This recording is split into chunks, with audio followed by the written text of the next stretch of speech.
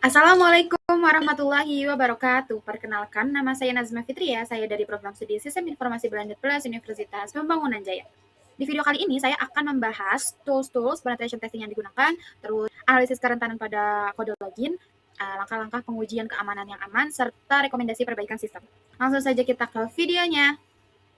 Baik, di sini deskripsi kasus yang akan saya bahas, yaitu adalah Universitas ADC meminta tim ethical hacker untuk menguji keamanan sistem web portal akademik yang digunakan oleh seluruh mahasiswa dan juga staf. Nah, universitas ini khawatir bahwa terdapat kerentanan yang berpotensi dieksploitasi oleh pihak yang tidak bertanggung jawab. Untuk apa? Untuk mencuri data pribadi atau mengubah data akademik mahasiswa. Nah, sebagai bagian dari tim ethical hacker, di sini saya akan mengidentifikasi alat penetration testing yang tepat untuk digunakan serta analisis kode eksploitasi secara teoritis sebelum pengujian dilakukan. Nah, jadi sebuah portal akademik universitas itu pasti menyimpan banyak data penting kayak data mahasiswa, nilai akademik, jadwal kuliah, dan juga informasi mahasiswa tersebut atau informasi akun pengguna. Nah, oleh sebab itu, keamanan sistem sangat penting agar data tidak disalahgunakan oleh pihak yang tidak bertanggung jawab. Nah, di kasus ini ditemukan potensi kerentanan SQL injection pada sistem login portal akademik. Dari deskripsi kasus tersebut, yang akan saya identifikasi, yang pertama itu adalah alat penetration testing yang dilakukan. Nah, pemilihan alat ini harus disesuaikan dengan jenis sistem yang diuji, karena target pada kasus ini yaitu aplikasi web portal akademik berbasis PHP yang punya fitur login dan juga database user, maka tools yang dipilih adalah Burpsite dan juga SQL Map. Dua tools ini tuh saling melengkapi, yaitu Burpsite dipakai buat analisis manual secara detail, sedangkan SQL Map dipakai untuk pengujian SQL injection secara otomatis dan juga lebih mendalam. Tools penetration testing yang pertama yaitu Burpsite atau Community Professional Edition. Nah, pada intinya Burpsite ini tools yang digunakan untuk menganalisis komunikasi antara browser dan juga server website. Nah, jadi sederhananya itu semua request dari user bisa ditangkap terlebih dahulu sebelum masuk ke server. Nah, dari situ kita bisa melihat bisa melihat isi request, modifikasi parameter, dan menguji apakah aplikasi tersebut memiliki celah keamanan. Nah, di sini adalah modul yang relevan digunakan, yaitu ada interception proxy untuk menangkap request, terus ada repeater untuk mengirim ulang request, ada intruder untuk brute force atau fuzzing, dan scanner untuk mendeteksi vulnerability. Nah, jenis kerentanan yang bisa dideteksi itu adalah SQL injection, cross-site scripting, ada broken authentication, dan juga CSRF atau cross-site request forgery, dan juga IDOR, yaitu insecure direct object reference. Nah, kelebihan Burpsite itu adalah analisis manual lebih detail, terus interface mudah digunakan, banyak digunakan dalam industri cyber security, dan juga mendukung testing manual dan otomatis. Lalu tools penetration testing yang kedua yaitu SQL Map. Nah, SQL Map ini merupakan tools open source yang khusus digunakan untuk mendeteksi SQL injection secara otomatis. Nah, kalau Burpsite tadi lebih fokus ke analisis manual, SQL Map itu membantu mempercepat proses pengecekan vulnerability database. Jadi fungsi utama dari SQL Map itu yaitu deteksi SQL injection, terus bisa tahu nih jenis database, serta lakuin inaudisi database.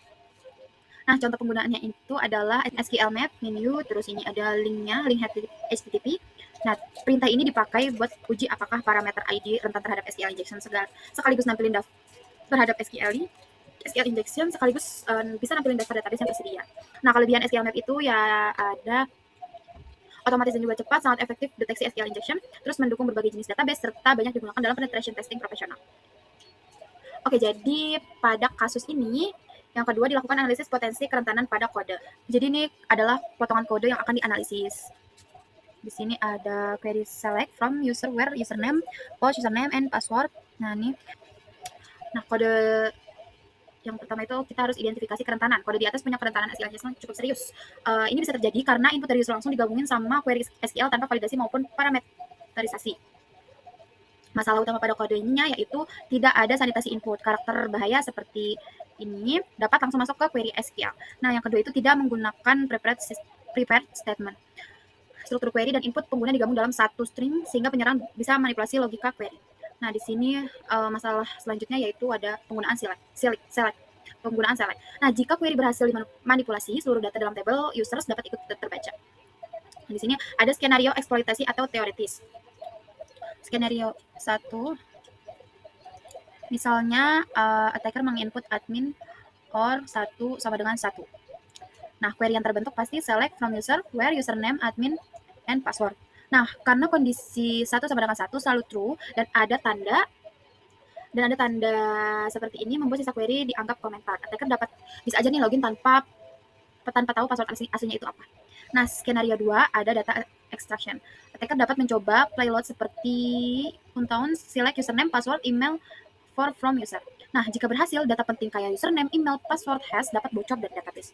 Terus skenario 3 itu ada blind SQL injection. Nah, walaupun aplikasi nggak nampilin kalau database ada error, attacker tetap dapat menggunakan teknik blind SQL injection dengan melihat perbedaan respon atau waktu respon server. Terus dampak kerentanannya itu apa aja sih? Bisa menyebabkan bypass login administrator, terus kebocoran data mahasiswa dan juga dosen, manipulasi nilai akademik, ini cukup berbahaya atau bahkan sangat berbahaya, dan juga penghapusan dari database serta pengambil alihan akun pengguna. Nah, dalam konteks portal akademik ini dampaknya sangat-sangat berbahaya karena isinya nyangkut data pribadi dan informasi akademik para mahasiswa. Nah, untuk pada kasus ini diminta untuk step by step atau langkah-langkah pengujian keamanan yang aman itu seperti apa sih? Ini tuh wajib dilakuin karena supaya aman dan juga tidak ganggu sistem utama ataupun melanggar aturan hukum. Di sini ada fase 1 yaitu persiapan dan autorasi. Nah, sebelum melakukan penetration testing, penguji ini wajib, harus, dan dapat izin resmi dari pihak universitas. Selain itu, ada baiknya disiapkan environment testing atau backup system sebelum pengujian dilaksanakan. Fase 2 yaitu reconnaissance dan pemetaan. Tahap ini dilakukan pengumpulan informasi mengenai target kayak struktur website, endpoint login, parameter input, dan teknologi yang digunakan. Website dapat digunakan untuk memetakan seluruh request dan juga endpoint aplikasi. Fase 3 yaitu ada pengujian terkontrol. Pengujian dilakukan secara bertahap, dimulai dari passive testing, terus dilanjut dengan active testing ringan, terus menggunakan payload sederhana terlebih dahulu. Nah, contohnya yaitu SQL Map, terus di sini ada HTTP. Nah, selama testing berlangsung, server harus terus dipantau supaya nggak menyebabkan gangguan layanan. Nah, fase 4 itu ada dokumentasi dan pelaporan. Semua vulnerability yang ditemukan harus dicatat secara lengkap. Itu meliputi deskripsi kerentanan, langkah reproduksi, screenshot atau bukti pendukung, tingkat resiko, serta rekomendasi perbaikan. Nah, laporannya itu biasa dibagi menjadi versi teknis untuk developer, versi eksekutif untuk manajemen universitas. Untuk kasus ini, rekomendasi perbaikannya yaitu SQL injection menggunakan prepared statement. Kode yang error sebaiknya diganti jadi nih statement. Terus ini select from user where username sama seperti tadi. Execute result. Nah, jadi di sini prepared statement bekerja dengan pisahin query SQL dan juga data input pengguna sehingga payload berbahaya tidak akan dieksekusi sebagai perintah SQL. Di sini yang kedua ada brute force, yaitu rate limiting and password hashing. Nah, langkah yang disaranin itu ada pembatasan percobaan login, terus penggunaan captcha, terus atau menyimpan password dengan password hash, yaitu password yang sangat-sangat acak. Nah, algoritma hashing yang direkomendasikan yaitu ada basic bcrypt atau argon 2. Nah, yang ketiga itu ada kontrol akses dan hak database. Validasi akses harus dilakukan di sisi server, terapkan prinsip class privilege pada database, serta hindari penggunaan akun database dengan akses penuh. Terus yang terakhir ada hardening dan juga monitoring. Gunakan error message yang aman, terus aktifin logging aktivitas penting, tambahkan security header HTTP, serta gunakan web application firewall atau WAF.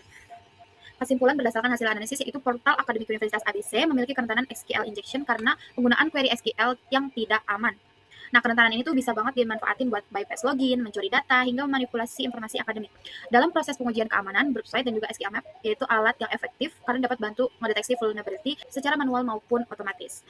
Oleh karena itu, sistem perlu diperbaiki dengan menerapkan prepared statement, validasi input, password hashing, serta penggunaan keamanan berkala agar keamanan portal akademik lebih terjamin. Baik, mungkin itu saja yang bisa saya sampaikan. Kurang lebihnya mohon maaf. Wassalamualaikum warahmatullahi wabarakatuh. Dadah. Thank you for watching. Bye.